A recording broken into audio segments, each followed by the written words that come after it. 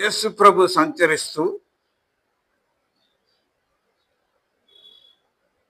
తూరు సీదోను ప్రాంతాలకు వెళ్ళాడు. తూరు సీదోను ప్రాంతాలకు వెళ్ళినప్పుడు అక్కడ ఒక కానాను స్త్రీ అంటే జలప్రళయము వచ్చినప్పుడు కానానీయులు, పెరిజీయులు, హివ్వీయులు, యెబూసీయులు అనేవారు అక్కడ స్థిరపడ్డారు. ఆనాటి ప్రదేశంలో ప్రభు సంచరిస్తున్నప్పుడు ఒక కానాను స్త్రీ వచ్చి, ప్రభువా,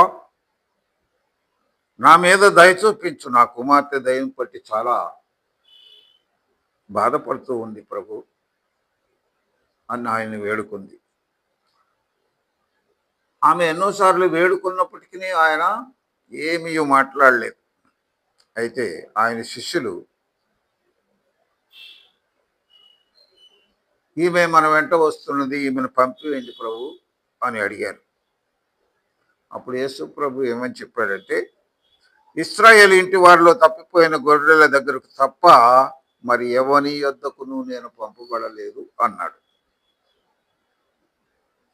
కానీ ఆమె వచ్చి ఆయన ముందు మోకరించి, ప్రభువా, నాకు సహాయం చేయండి అని అడిగింది. అందుకు ఆయన పిల్లల రొట్టె ముక్కలను తీసుకొని కుక్క పిల్లలకు వేయుట మంచిది కాదు అన్నాడు. అయితే ఆమె వెంటనే, కానీ ప్రభువా,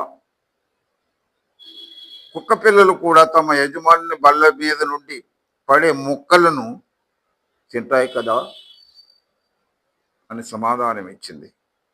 అందుకు యేసు, అమ్మా, నీ విశ్వాసము గొప్పది, నీవు కోరినట్లే నీకు జరుగునుగాక అని ఆమెతో జవాబిచ్చాడు. ఆ గడియలోనే ఆమె కుమార్తెను దయ్యము వదిలిపోయి ఆమె స్వస్థపడినట్లుగా బైబిల్లో వ్రాయబడింది. కాబట్టి యేసు మాటలో ఎంతో బలము ఉన్నది. దేవుడి మాటలను మన వినికిడిలో ఆశీర్వదించునుగాక. ఆమేన్.